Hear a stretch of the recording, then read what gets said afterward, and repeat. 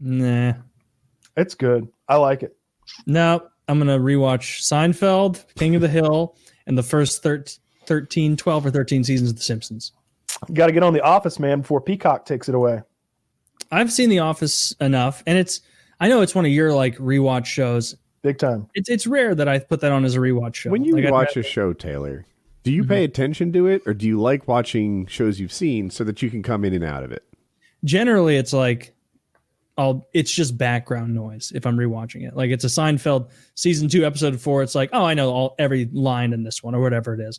And so like I'll be working on my computer, or I never listen to music when I'm exercising. Like I'll have old TV shows playing. So like even if it's like if I can't see the screen, it's Always Sunny playing. It's like I know exactly what's happening in this scene. Like I'm tracking with it, or just old O&A. I see. Never gets old for me. Yeah. My wife rewatches like that too. You know, she's actually folding laundry or doing whatever wife thinks she's doing, and her duties. Yeah. Right. So she doesn't have to pay attention to the show. She can zone in and out and keep up with it. Yeah, that's how I do it. Like every so often, like I'll sit down and rewatch full attention, like old King of the Hill, old Simpsons, old Family Guy, or whatever, just to be like, oh man, this was so fun. Oh, I was rewatching an old Simpsons, and it was like season 10, so it was like 1998, and they were making fun of like sci-fi cons, and they're like, tonight or at the new sci-fi con, it's the Babylon 5 tough robots versus the Star Wars gay robots. It's just the huge robots, and everybody's like, R2, please help. I'm being defeated. And he's just getting kicked out of But like like today, the Simpsons would never make a joke like versus the gay robots. Like they just wouldn't say that. It was funny to hear like, wow, season 10 of The Simpsons was still making jokes that you couldn't get away with today. I'm rewatching The Sopranos for God knows how many times now. And I pay really close attention because I'm always finding new jokes that I missed the first time through. Because Tony's got a lot of good jokes that can like really slide like by you if you're not paying really close attention to what he's saying. All the characters do. They're really well written. My favorite Tony Soprano like line ever though is when they're talking about when Meadow was dating the black kid. He was like half black and half Jewish. And Tony calls him Jamal Ginsburg, the Hasidic homeboy.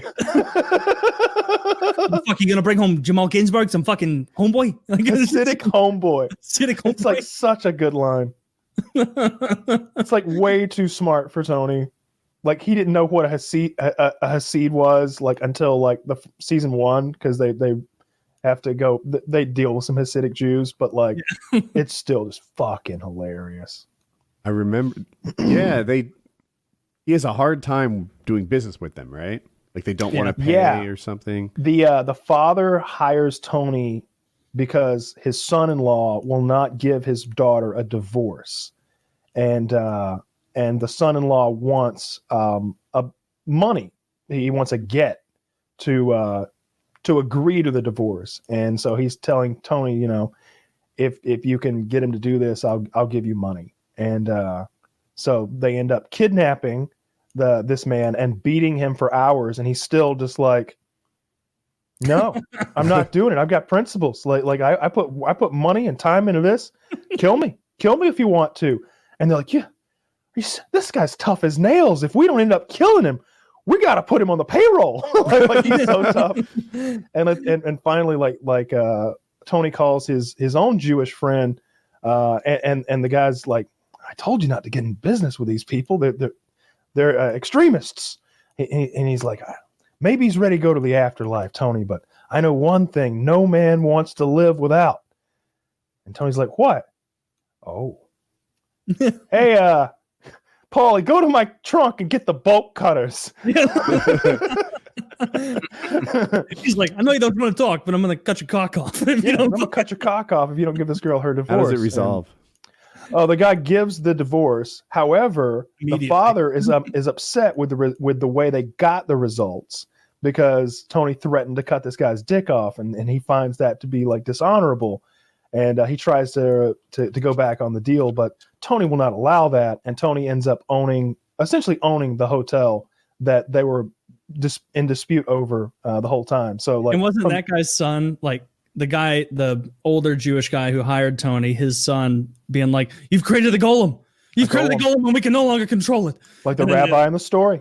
They come in there and they fuck with that son. And he's like, "Well, who are you? The Romans are gone and the Jews still survive." And they're like, "Romans are right fucking here. You're looking at them." And he's like screaming at him. Yeah, he tells him the story of Masada. Yeah. And he's just like, "Yeah, where are the Romans now?" I'm like, "You're looking at them." It's like, oh, well, in that case, I apologize. Yeah, That was fucking love I need to Sopranos. rewatch Sopranos again, I guess. It was only a year ago I watched it for the first time, but it's a very dense show. I can see how you rewatching it like 6 times, 7 times, you're still picking up new stuff. I'm still picking up these little jokes that they tell and lots of stuff like that. I wish I had just like today I caught 2 jokes that I'd never caught before that were really fucking funny. I can't remember what they were, but like there's the dialogue so dense in there at times. It seems like it's just a bunch of gangsters shooting the shit, but they're oftentimes like slipping these little insults and like poking each other in like these mean ways that if His you catch mom, it, it's really funny. like Tony's mom's character is up there. Actually, I won't even say up there, is better than Joffrey or Ramsay as a hateable character. She is Wow. top She plays 3. that part so well. It is a show about gangsters, sociopaths, murderers, lecherous pieces of human shit, organized criminals. And she is literally, no joke, the worst person in that whole show. She is evil incarnate. She has 0 redeeming qualities. She is nothing but hate and vitriol and just pettiness. And it's like when she finally goes, it's like, man, I wish it had hurt. Yeah. I wish that I wish that like somebody had I wish killed they her. punished her. Yeah, But she never got, she died in real life. That's why they had to write her out of the show. Really? Yeah, if you go to the last episode she's in, she is CGI. I had no idea. Yeah, you want it. Honestly, I didn't notice it until I read about it, a few years after the fact. But now it's just, oh, that looks like shit. Now that I know, because they take her head from like previous episodes and they superimpose it on an actress's body, and everything she says is something she's already said. And when you've seen the show 6 times, like I have, every single episode, some of the episodes 8, 10 times, like my favorites, it's like, oh, I've heard her say this. She said that to Junior in season 2. I remember these lines. I remember thinking, and I've only watched it once, but getting such a kick out of the when Uncle Junior said like, "You never had the makings of a varsity athlete." Yeah. and like for some reason that like hits It hurt him so much. some like formative element of his personality that just struck it like a perfect little arrow, and it resonated. And it was funny because it's like there are things like that. And he's like, I remember when you dropped that fly ball in the playoffs. Yeah. I couldn't face my friends. It's my friend. You never had the makings of a varsity athlete. What are you talking about? I know the makings of a varsity athlete. Like, he's like, into it's I not lettered true, in football. Not in college, you didn't. College? Those guys were 6'6". He's talking about lettering in college ball. Like, what the fuck? But for some reason, Tony takes such offense to Uncle Junior saying that and that's probably because for his entire life, the only like true masculine person he had in his life as like a role model was Junior. So hearing like a little passive remark like that, even from his, I think at the time he said that he was like not totally senile, but like on that path there. And senile Uncle Junior was a little sad. Yeah, he gets and they play it really well. But the downward spiral is gradual. You slowly start to see him lose his marbles. They did it really well. He's a good actor. When I like the whole storyline of like Tony imagining like a sexy Italian woman across the way hanging laundry. Yeah. And like he imagines all these scenarios with Carmela and everything. Now we're just describing poorly scenarios in The Sopranos. I watched my favorite episode of all time today. It's called The Pine Barrens, and it is the episode where Christopher and Paulie take the Russian out to the Pine Barrens to murder him. Yeah. And it turns out that he is a Russian Green Beret. You know, he was a member of the Interior Ministry, and he killed 16 Czechoslovakians single-handedly, as Tony put it. No, as Paulie put it. They were Chechens. Like Tony's like, Tony's like, you don't understand. You're dealing with a Russian Green Beret. Some kind of a Russian Green Beret. He was in the Interior Ministry. He killed 16 Chechens single-handed. And Paulie gets off the phone and looks at Christopher and he goes, "This apparently he's an interior decorator.